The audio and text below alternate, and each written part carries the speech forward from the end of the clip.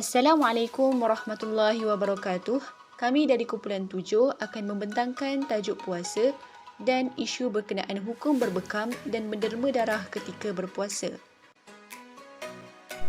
Bismillahirrahmanirrahim. Nama Khairunisa binti Muhammad Daud, nombor metrik 1200409. Saya Siti Mardiah binti Abdullah, nombor metrik 1200413. Nama saya Nur Akilah binti Arul Malik dengan nombor metrik 1200415. Nama saya Ana Farhana binti Muhammad Alawi, nombor metrik 1200416. Saya Nur Bardina binti Muhammad Zaidi, nombor metrik 1200417. Takrif puasa dan pensyariatan puasa. InsyaAllah hari ini saya akan menerangkan tentang pengertian puasa. Menurut bahasa, menahan diri daripada melakukan sesuatu. Dari segi syarak, menahan diri dari sebarang perkara yang membatalkannya bermula dari terbit fajar hingga terbenam matahari dengan niat puasa. Pensyariatan puasa. Puasa bulan Ramadan difardukan pada tahun kedua Hijrah. Ibadah puasa telah diamalkan di kalangan umat terdahulu dan ahli kitab yang sezaman dengan Nabi SAW. Firman Allah Subhanahu Wa Taala, Ya ayyuhalladzina amanu kutiba alaikumus siyamu kama kutiba alal ladzina min qablikum la'allakum tattaqun. Surah Al-Baqarah ayat 183. Rasulullah SAW bersabda dalam hadis riwayat Al-Bukhari dan Muslim, Buniya Islamu ala khamsin, syahadati an la ilaha illallah wa anna Muhammadar Rasulullah wa iqamis salati wa ita'iz zakati wal hajji wa shaumi Ramadana.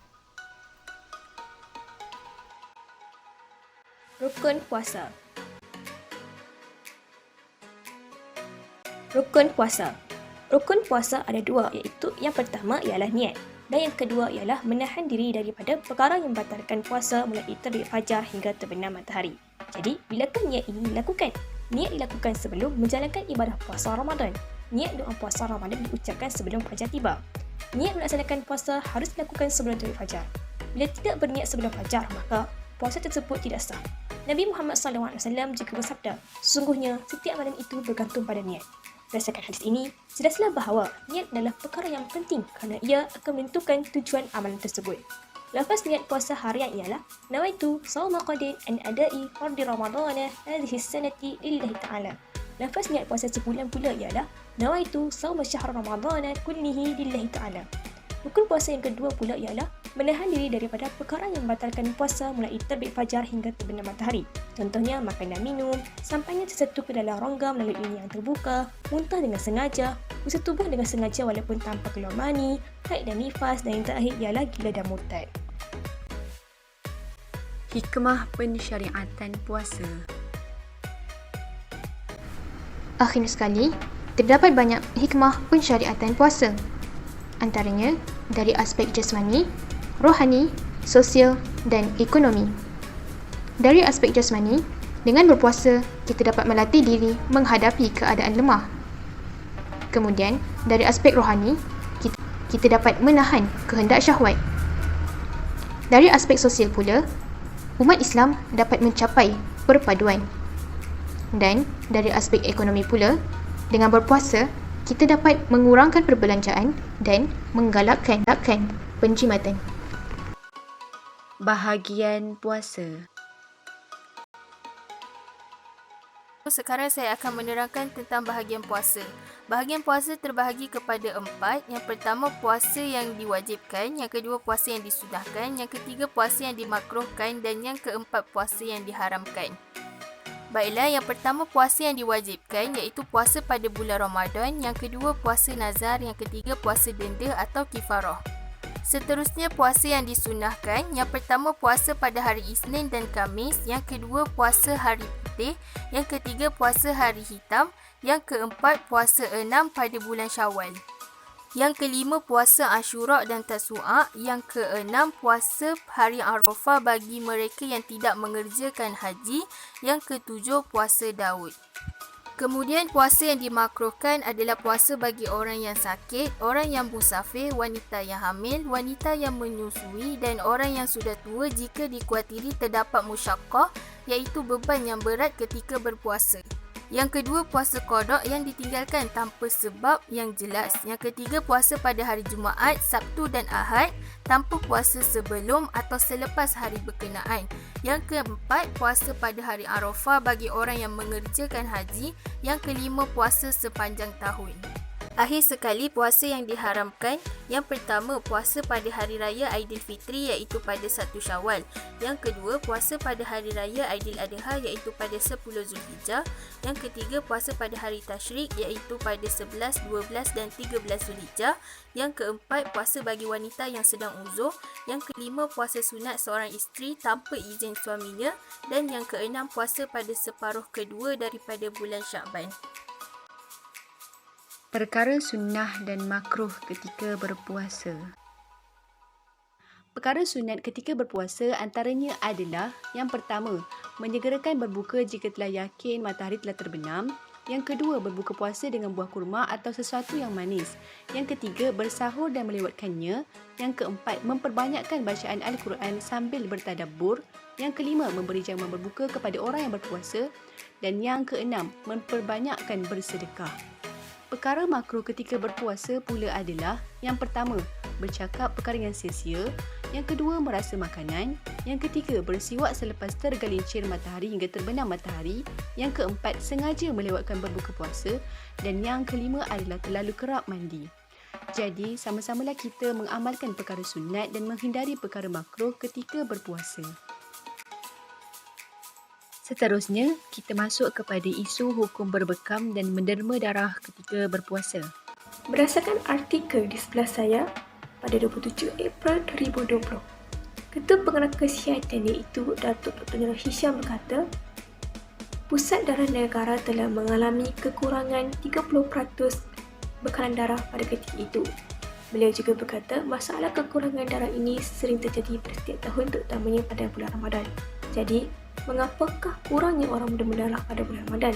Sedangkan kita dapat tahu bahawa banyak manfaat yang dapat kita memperolehi daripada menderma darah. Contohnya, kita dapat membantu orang yang berada dalam kesusahan. Jadi, mungkinkah masalah ini sering terjadi kerana masih ramai orang di luar sana yang tidak tahu tentang hukum sebenar menderma darah pada bulan Ramadan? Bismillahirrahmanirrahim.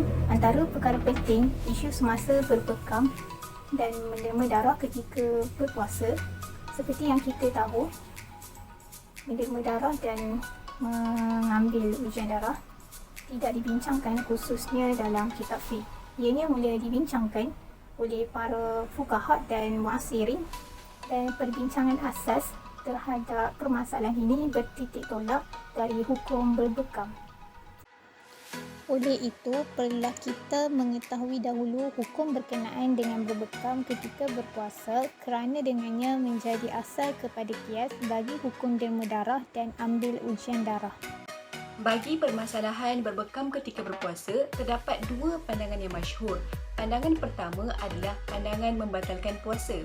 Antara yang mengatakan terbatalnya berpuasa dengan berbekam adalah yang pertama, ulama' terdahulu seperti Al-Imam Al-Ahmad, Al-Imam Ibn Sirin, Al-Imam Al-Atu, Al-Imam Al-Ishaq, Al-Imam Ibn Munzir dan juga Al-Imam Ibn Khuzaimah. Dan ini juga adalah ikhtiar pendapat Ibn Taymiyah rahimahullah. Manakala dari kalangan para sahabat pula adalah seperti Sayyidina Ali, Sayyidina Ibnu Hurairah dan juga Sayyidatina Aisyah radhiyallahu anhum. Yang kedua adalah pendapat daripada ulama kalangan salaf dan khalaf yang mengatakan terbatalnya puasa dengan sebab berbekam menggunakan dalil hadis Nabi iaitu aftarul hajimu wal mahjumu, yang bermaksud terbatalnya puasa orang yang membekam dan orang yang dibekam, riwayat Abu Daud. Dan yang ketiga pula adalah dari ulama kontemporari seperti Syekh Ibnu Ba'az, Syekh Ibnu Uthaymin, Syekh Saleh Al-Munajjid dan juga Syekh Saleh Fauzan. Jadi, berdasarkan pendapat terbatalnya puasa dengan berbekam, maka ianya dikiaskan kepada keadaan seseorang yang menderma darah. Dan disebabkan oleh itu, mereka yang menderma darah ketika berpuasa, maka terbatallah puasanya. Pendapat kedua adalah berbekam dan menderma darah tidak membatalkan puasa. Menurut pendapat jumhur, iaitu pendapat Imam Abu Hanifah, Imam Malik, Imam Syafi'i dan manakala dari kalangan sahabat pula adalah Ibnu Mas'ud, Ibnu Umar, Ibnu Abbas, Anas bin Malik, Abu Sa'id Al-Khudri dan sekumpulan dari kalangan salaf yang lain, mereka berpendapat bahawa berbekam dan menderma darah tidak membatalkan puasa. Dalil yang digunakan bagi mengatakan berbekam tidak membatalkan puasa adalah daripada Ibnu Abbas radhiyallahu anhumah yang mana mengatakan ihtazaman Nabi sallallahu alaihi wasallam wa huwa shaimun, yang bermaksud Rasulullah sallallahu alaihi wasallam telah berbekam dan baginda sedang berpuasa. Oleh itu, dengan melihat bahawa hukum berbekam tidak membatalkan puasa, maka ianya dikiaskan dengan hukum menderma darah yang mana ianya juga tidak membatalkan puasa. Sebagai kesimpulannya, melihat kepada perbahasan ini, pejabat mufti wilayah lebih cenderung kepada pendapat jumhur yang mana mengatakan bahawa berbekam itu tidak membatalkan puasa. Berdasarkan pendapat di atas juga, pejabat mufti wilayah mengatakan bahawa hukum menderma darah ketika berpuasa adalah harus dan tidak membatalkan puasa secara umumnya. Sekiranya dengan menderma darah boleh melemahkan tubuh seseorang, maka pada keadaan itu hukumnya menjadi makruh. Ini juga adalah keputusan yang dikeluarkan oleh Darul Ifta Jordan yang mana mengatakan bahawa ianya tidak membatalkan puasa kerana menderma darah bukanlah dengan erti memasukkan sesuatu, bahkan ianya mengeluarkan sesuatu.